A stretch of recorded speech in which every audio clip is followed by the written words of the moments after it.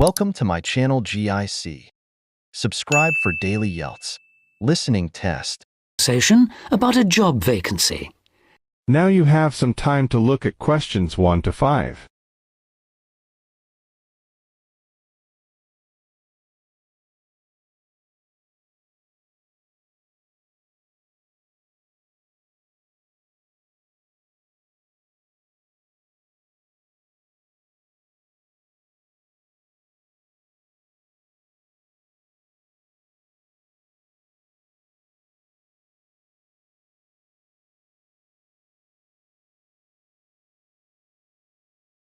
You should answer the questions as you listen because you will not hear the recording a second time. Listen carefully and answer questions 1 to 5. Hello, Top Job Employment Agency. Ellen Sykes speaking. How can I help you? Good morning. My name's Steve Collins and I'm calling about the call centre job advertised in today's paper. For an operative handling credit card inquiries? Yes, that's right. The wages and working conditions are all in the ad, so what I'd like to know now is what the work actually consists of. I should explain that I'm a student looking for a summer job, not long-term employment. That's okay. The people at Intercard say they've always found students to be honest, which of course is essential in this line of work, and they have the basic IT skills needed there. Apparently, there have been a few who didn't find it easy to get there on time in the morning, but in most cases their punctuality is as good as anybody else's. Anyway, about the work, and I know a bit about this because, as it happens, I've worked there myself. Really? Yes, for about a year. You'd find that most callers would be people wanting to check the balance on their cards, query payments made and so on. And from those who've had their card stolen? No, they ring another number for that, an emergency line. People also call that number if they lose their cards. And what are most callers like? I mean, what kind of people are they? All sorts, really. All ages, every kind of background. Though one definite trend is the change in the number of women. Nowadays, they make up around 55% of the total, whereas years ago, there used to be a majority of men calling. At one time, I heard, as many as 3/4 of all credit cards were actually held by men, but that must have been long before I was there. It's certainly different now. So to do this job, what sort of experience do I need? None, really. Have you got a credit card yourself? Yes, I have. Then you probably know quite a bit about them already. And as a student, you're obviously intelligent, which of course you need to be for the job. So after a day or so working with an experienced operative, I'm sure you'll have picked up enough to deal with routine inquiries, which of course most of them are. But there are bound to be questions I can't deal with, at least at first. What happens then? In that case, you can ask a supervisor. They're very helpful to new staff. I think I like the sound of this. What do I do next? Before you hear the rest of the conversation, you have some time to look at questions 6 to 10.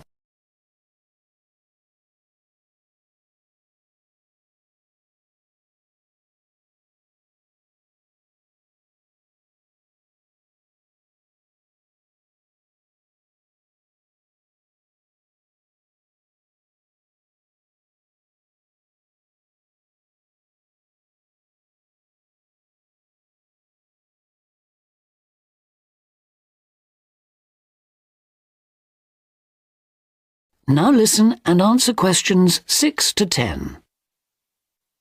Can you get over there for 9:45 on Monday morning for an interview? Definitely, yes. Whereabouts are they? In Riverside Business Park. Do you know it? Yes, I've been there once. How do you usually travel? By bus. Right.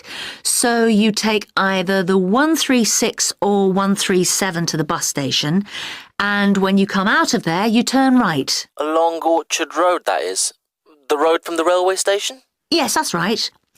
You go past the petrol station next to the car dealers, then carry on down the road. Do I take the first left at the main car park? Well, you could do that, and walk up Newfield Avenue alongside the shopping centre, but it's a long way round. I'd suggest continuing along Orchard Road with the water company and then the insurance offices on your right. They used to be local government offices, by the way. Yes, I remember those. And you keep going until you reach the advertising agency. Now, facing that is a small road called Cherry Lane. There's a newspaper office on the corner, and opposite that is a big hotel, so you can't miss it. And how far down that road is it? Well, they aren't actually in Cherry Lane. You walk as far as the next junction and turn right into Almond Drive at the mail centre. Intercard is in the third building on the right, between the airline offices and the shipping company. Fine. I'll be there on Monday. Thanks very much. Bye. Good luck. Bye. That is the end of part 1. You now have half a minute to check your answers.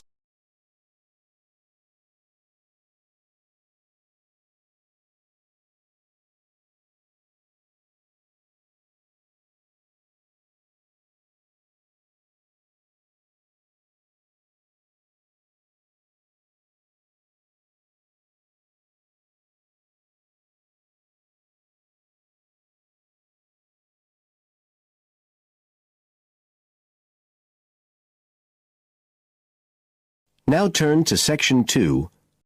Section 2. You will hear a tour guide talking to a group of tourists who are visiting a historic town on the east coast of the USA. First, you have some time to look at questions 11 to 17.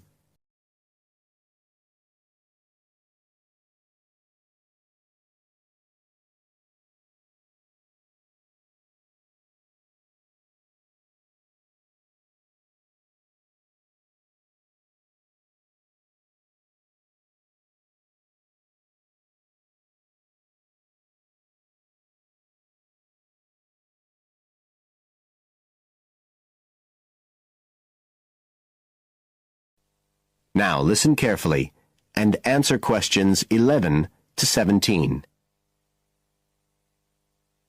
Right, so here we are in Fairhaven, and we have a couple of hours to spend in this historic center before we carry on to our motel. And as you'll know from the itinerary of our trip, we're visiting Fairhaven because of its historical links with a man called Manjiro Nakahama. So I'll begin by giving you a brief overview of his life, and then you can explore the town at your leisure. Well, Manjiro Nakahama, as he was then known, was born in 1827 in a village by the sea in what is now Toshishimizu in Japan. And like many people in that town, he became a fisherman when he was just a youngster. One day in 1841, when he was just 14 years old, he and some others were fishing far off the coast of Japan when they were caught in a storm and shipwrecked on a small deserted island. They had to wait for 6 months before they were rescued by an American whale ship that had stopped at the island by chance. 4 of the 5 Japanese were put ashore in Hawaii, but Manjiro had become friends with the captain, William Whitfield, who came from the town of Fairhaven, where we are now, and he chose to remain aboard and to return with the boat to the USA. So Manjiro unwittingly became the first Japanese ever to set foot on American soil. He came back right here to Fairhaven with Whitfield and stayed with the Whitfield family, who paid for his education here in the town. He studied mathematics and geography, as well as shipbuilding and navigation. But he missed his mother and his own country, and eventually he went back to Japan, where he had a responsible position as a university teacher, and also served an invaluable role as interpreter during the initiation of relations between Japan and the United States in the middle of the 19th century. But the most interesting thing is that the links between Toshishimizu and Fairhaven have remained and grown stronger over the years, in spite of the distance between them.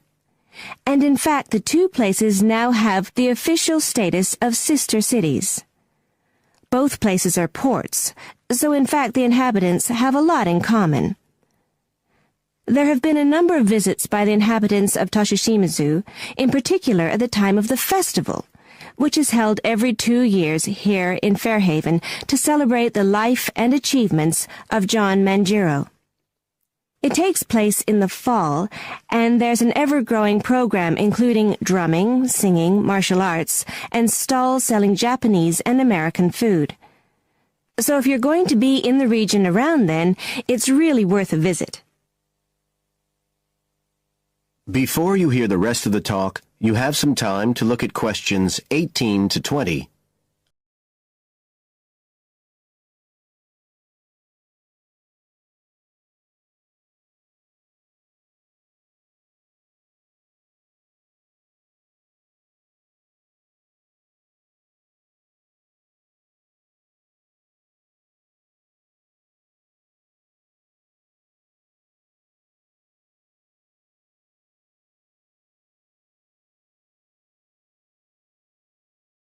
Now listen and answer questions 18 to 20.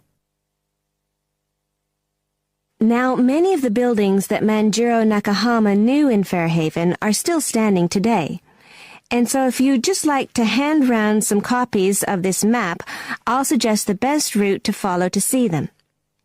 Okay, so if you look at the bottom of the map, you can see the Millicent Library, and that's where we are now. Now, to follow the John Manjiro Trail, you go out of here along Center Street and then head up Main Street until you get to Pilgrim Avenue. Go down there and turn right at the end. Go straight on, and just on the corner with Oxford Street, you'll see a 2-story house. This is the Whitfield family house, and this is where Manjiro first stayed when he came to Fairhaven. It's still a private residence, so please respect the owner's privacy. Okay, now if you carry on along Oxford Street, then turn left at the end, you'll come to North Street, and about halfway down there is what's known as Old Oxford School. This was the very same school that Manjiro attended when he lived here.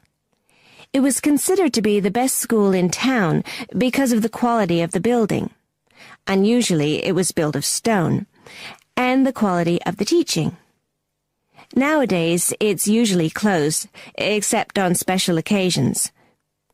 Go on to the end of North Street and turn the corner onto Adams Street. If you follow the road down back towards the library, you go round a couple of sharp bends, and on the second of these, you can see the School of Navigation, which Manjiro also attended. And if you follow the road on, you'll soon find yourself back here at the library. And I'd suggest you spend some time looking around that too, if you have any time left. Right. Now, does anyone have any questions? That is the end of Section 2. You now have half a minute to check your answers. Now turns to Part 3. Part 3. You will hear a discussion among 3 students who are organising an international film festival at their college. First, you have some time to look at questions 21 to 24.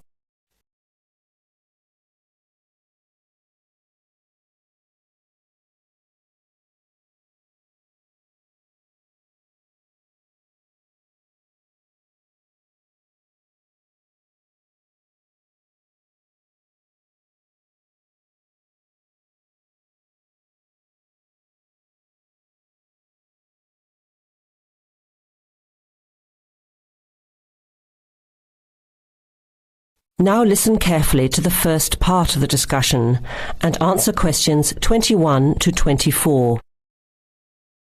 Thanks for coming to this meeting on such short notice, Anna and Veronica.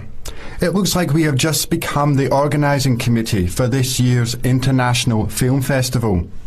We've all just met, so perhaps we should start by an introduction with a bit of background from each of us. Okay, I'm Anna. I finished 3 years of a languages degree in Sweden, where I come from. This year I decided to study overseas to get to know a different part of the world. I'm also a big fan of European cinema, especially French and Italian. Those are the languages I majored in along with English. To me, film is a great way to learn about the rest of the world. I was in the film club at my university, so when I saw the notice asking for volunteers, I thought it would be a good way to meet people and get involved in something I really enjoy. Thanks, Anna. My name is Veronica and I come from Italy. I'm doing graduate studies in English literature. I went to some of the films in the festival last year and enjoyed them. I especially liked the video interviews. That was when I decided to get involved. I used to do film reviews for our student newspaper back home. Hi, I'm Chris from Scotland and I'm in 4th year journalism. Cinema is my hobby. Last year I joined the organising committee just like you have now, and somehow this year I've ended up in charge. I'm actually able to use my coordinating work on the festival towards a credit for one of my courses. I have to write up a report on the festival with recommendations, so that's an extra motivation for me. So I hope this is going to be a good experience for us all. Okay, where would you like to start? How about a general overview of the festival? I don't really know much about it. Well, the film festival was started by International Student Society 5 years ago and has grown every year. It is held over 4 nights during study break, Wednesday to Saturday. Normally we show 3 films a night. Last year we tried to choose films from different parts of the world that fit together in some way, maybe a similar theme.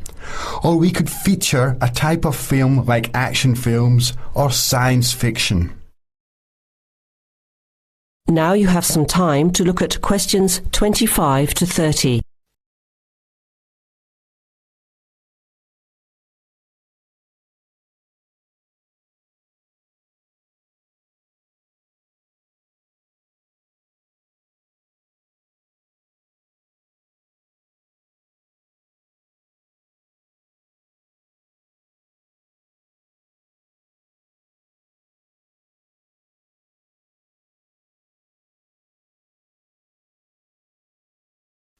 Now listen to the rest of the discussion and answer questions 25 to 30. Who picks the films? It's up to us on the committee to decide. You mean we get to pick all the films ourselves? What a hard decision. There are so many to choose from. Well, that's the fun part. We have this catalogue of independent distributors. The films are listed by language and have a short summary. We just have to go through it to find a good combination of films that will attract an audience. Veronica mentioned something about interviews. How does that fit in? We set up cameras in the foyer of the theatre and did live interviews before, during intermission and after the screening. Anyone from the audience could come up and talk about the film. The Broadcasting and Journalism School set it up and ran the interviews. They were shown on big screens around the lobby and in the theatre. It went over really well. We had a long lineup of students waiting to be interviewed on TV. Everybody wanted their minute of fame. Great idea. Yeah, it worked really well. We should certainly do something similar again. Maybe even develop the idea further, like a website with audience reviews and discussion, so we can get as much participation and involvement as possible. Hey, that's a good idea. Can I ask a question? None of the films are in English, right? Are they dubbed or subtitled? Well, we do occasionally choose a film in English, but only from unusual places where the dialect is so strong they sometimes need subtitles, like the Caribbean or even Scotland. The majority of films in the festival are foreign language, dubbed in English. We've learned from experience that students don't like reading subtitles. Maybe they read too much already. Whatever the reason, the subtitled films get smaller audiences, so we avoid them as much as possible. So how large an audience can we expect, and how much does it cost to get in? It costs $5 per film, or a $20 pass for the whole event. All 12 films for the real movie fan. We would have broken even last year, except for a bad storm on the Friday night. We almost had to cancel the whole thing. But overall, we had a good turnout, more than 2,000 people in 4 days. Oh, that's what I was wondering about, the financial part. Where does the funding come from? What kind of budget do we have? The festival is subsidised by the Student Council. We generate money through advertising and through admission charges. We'll go over the budget in details a little later, but we've got lots of work to do in the meantime. I guess we have to start pretty soon. Well, I think by the 1st of March at the latest. We need to select all the films. Then we have to find some advertisers to sponsor the event. That shouldn't be too hard. We'll just start with last year's list. Our deadline for that should be the middle of March. By the end of March, we need to design the programme. Then we can get posters made up and distributed in April. Like you said, we need some clever promotion, something to generate interest and get people talking. We have 4 months to get ready. It should be enough time. OK, where do we start? Let's start by talking about films, since that is the best part, and see what we come up with. What was the best film you saw last year? That is the end of part 3. You now have half a minute to check your answers. Now turn to Section 4. Section 4. In this section, you are going to hear a lecture on ecology. First, you have some time to look at questions 31 to 35.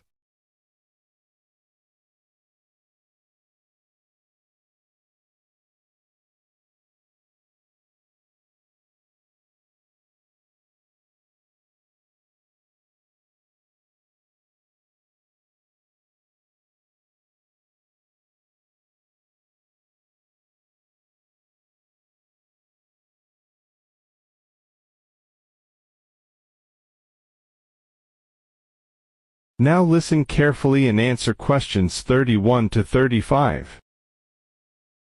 Good afternoon. I'd like to turn it over to Dr. Carey, who will talk about the programme in restoration ecology. Thanks, Chris. A lot of people think that human beings can do whatever they want to the environment. But as Aldo Leopold taught, land is a system of interdependent parts which should be regarded as a community and not a commodity. Well, that idea has influenced what we teach here in our program, where students come from all over the world to learn about restoring native plant communities back into an ecologically natural state. This field is therefore a combination of formal science with practical applications, and that is quite attractive to many people. We have students, for example, from many different nations who come just to take part in this unique program. Our location is also quite unique. We have the world's oldest restored native plant community in Curtis Prairie at the Wisconsin Arboretum. Some say that this is proof that the science of restoration ecology was birthed in Wisconsin. Well, that may be oversimplified, but our reputation is strong. But students don't have to study prairies only.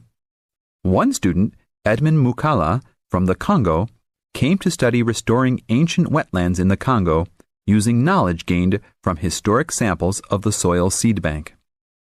Not all the seeds survived, but some can remain dormant for many years. Mr. Mukala wanted to find out what type of community would be most similar to that ancient seed bank. He has recently returned to the Congo and is now cooperating with the government to implement his findings. Now look at questions 36 to 40.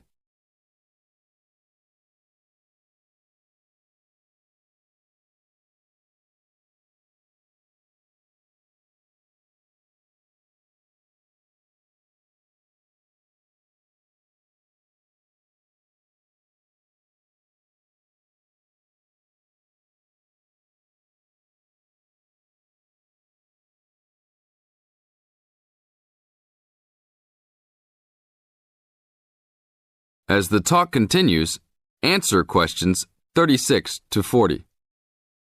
So the only prerequisite for doing research here is that it is a native plant community.